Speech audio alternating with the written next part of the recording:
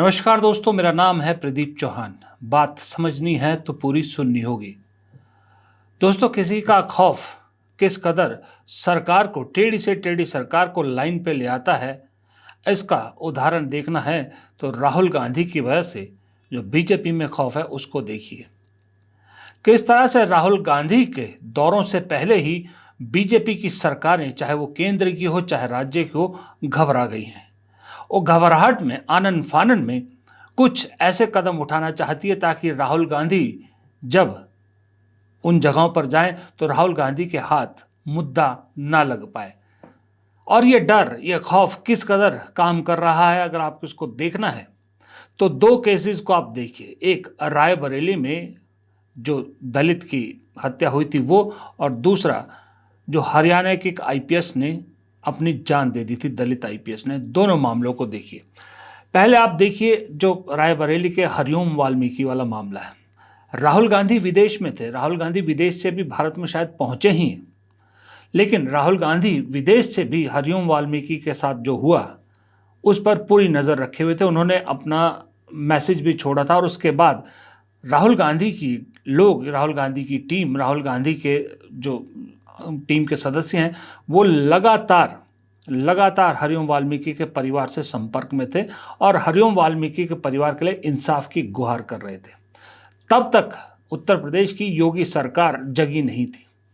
लेकिन ज्यों ही राहुल गांधी भारत में पहुंचते हैं और ये पता लगता है कि राहुल गांधी भारत में पहुंचने के बाद रायबरेली जाएंगे और उसके बाद चंडीगढ़ जाएंगे, तो उत्तर प्रदेश की योगी सरकार एकदम एक्शन में आती है और अजय राय, जो कांग्रेस के अध्यक्ष, प्रदेश अध्यक्ष, उन्हें वाल्मीकि के घर जाने से रोकती है। न सिर्फ रोकती है बल्कि वाल्मीकि के परिवार को पूरा जो उनको चाहिए, जो उनकी डिमांड है, सब मुहैया करवाती है और उनकी पत्नी को किस तरह से मीडिया के सामने लाकर देखिए क्या बयान दिलवाया जाता है। वही पत्नी जो कुछ दिनों पहले कह रही थी कि राहुल गांधी हमें इंसाफ दिलाएंगे, अब वो क्या कह रही हैं, जरा सुनिए।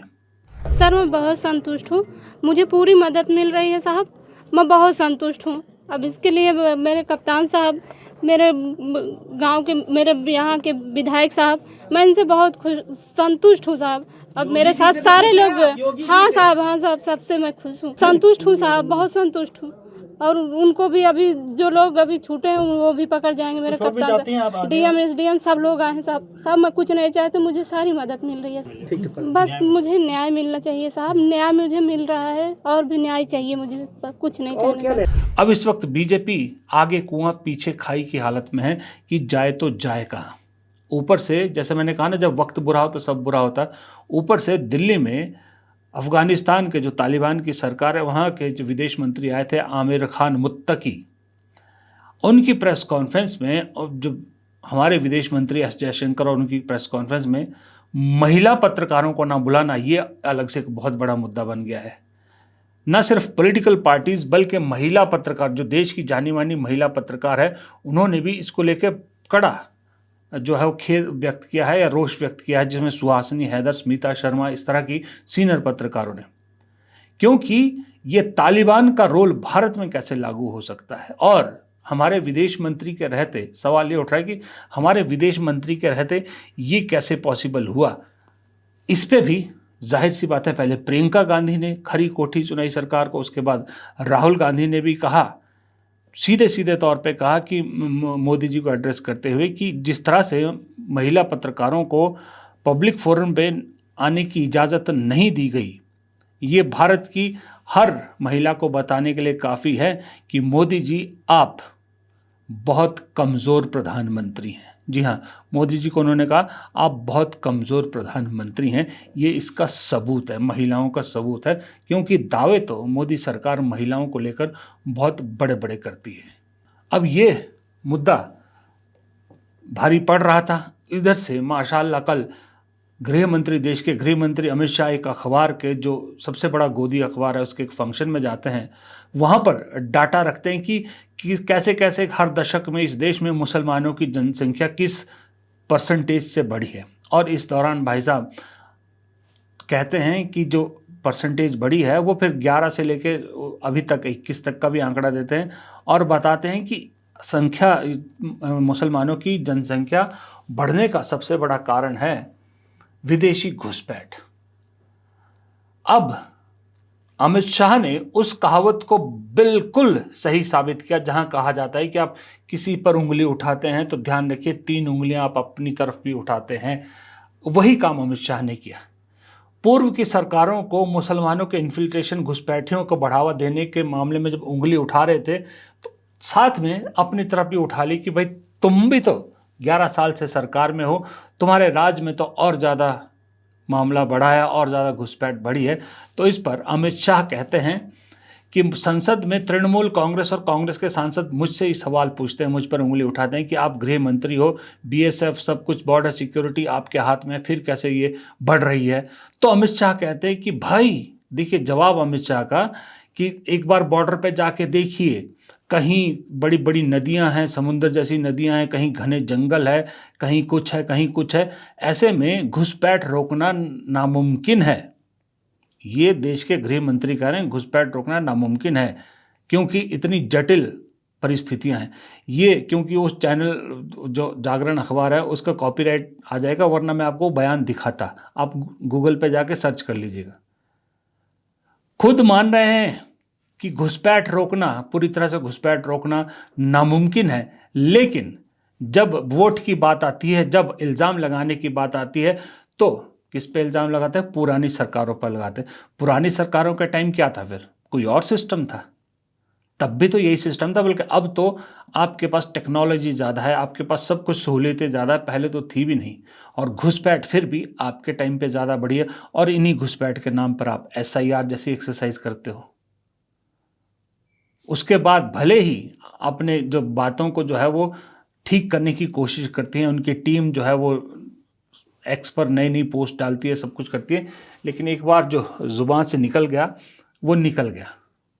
बुरे वक्त की यही निशानियां होती हैं।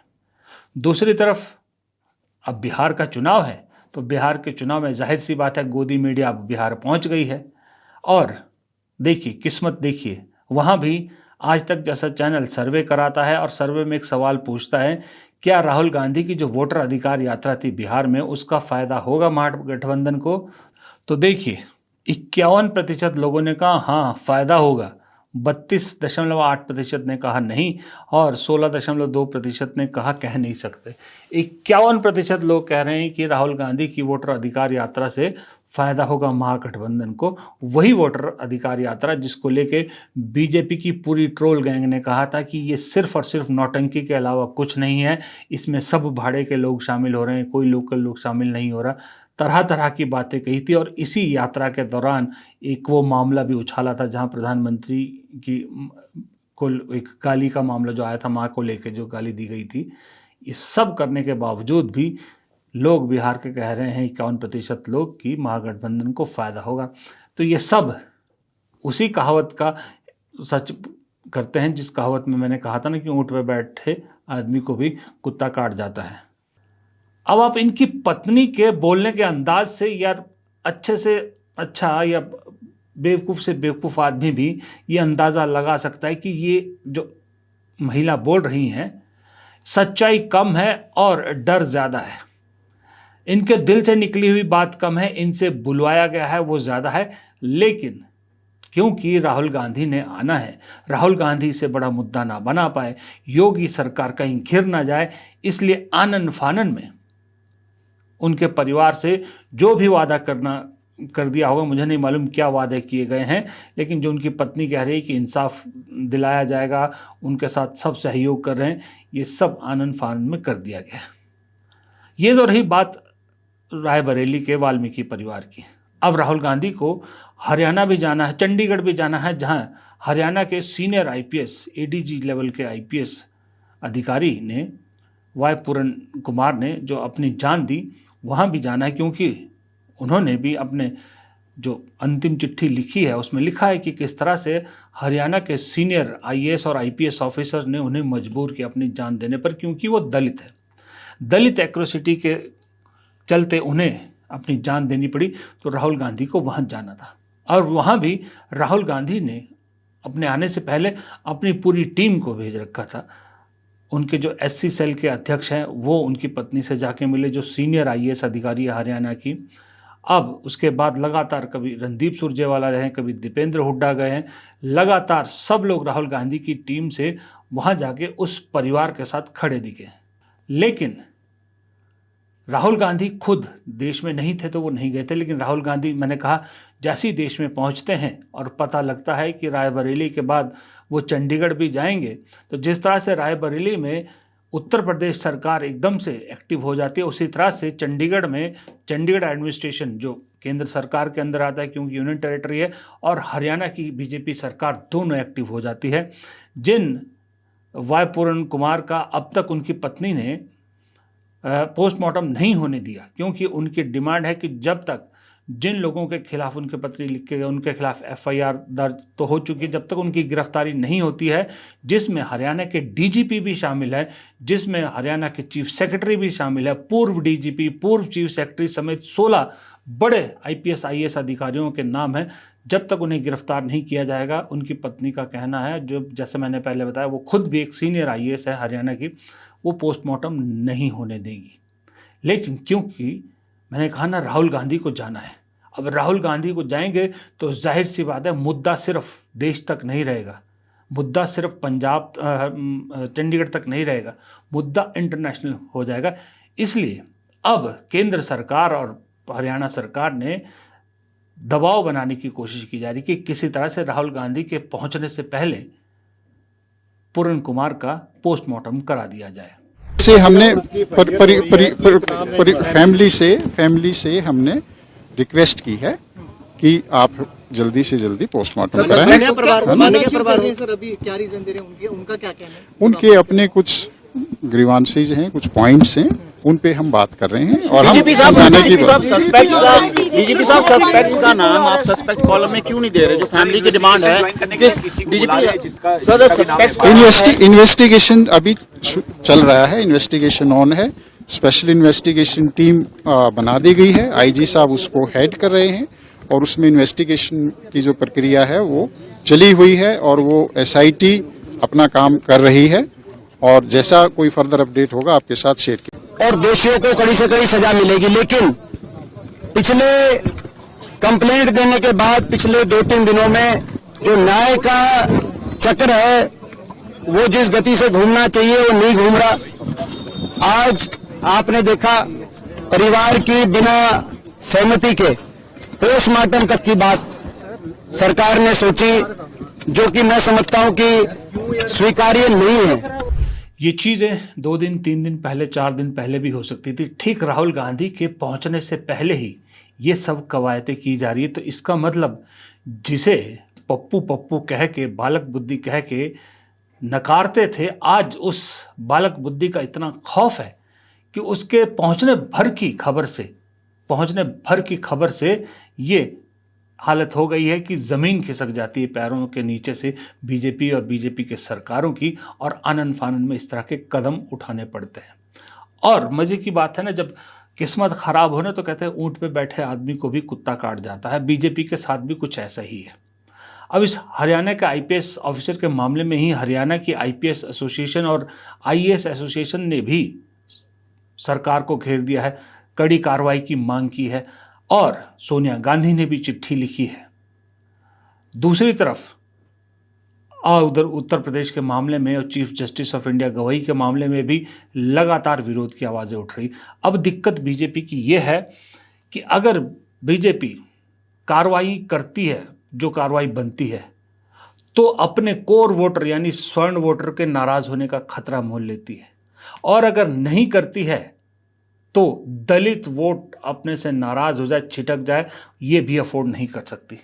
तो खैर, ये सब चीज़ें तो मौजूदा राजनीति में फ़िलहाल ये हो रही है। कल मैंने आपको बताया था कि किस तरह से वेनेजुएला की विपक्षी नेता को, जो महात्मा गांधी, कल भी एक चीज़ बोलना भूल गया था, बताना भूल गया था, आप लोगों ने कमेंट में कई लोगों ने कहा कि जो महात्मा गांधी को फॉलो करती हैं, उनको जब नोबेल शांति पुरस्कार मिला तो धड़कन यहाँ बीजेपी की बढ़ गई, क्योंकि वो सारी क्वालिटी जिनके लिए उन्हें नोबेल मिला वही राहुल गांधी कर रहे हैं। तो अब कुछ बीजेपी के लोगों से बात हुई थी तो पता लगा बीजेपी में अब ये बात करना है, बेशक निचले लेवल के नेता, पर ये बात खुसर फुसर होने लगी है कि कहीं यार अगली बार राहुल गांधी को नोबेल प्रसाद तो नहीं मिल जाएगा।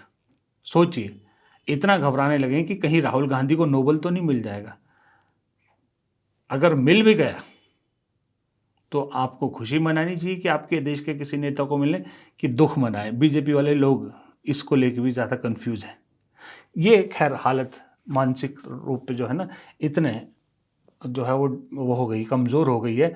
इसीलिए आजकल आप देखिएगा बीजेपी से ज़्यादा बोलबाला संघ का है। संघ की बातें ज़्यादा हो रही है, संघ के कार्यक्रम ज़्यादा हो रहे हैं, संघ को ज़्यादा प्रमोट किया जा रहा है।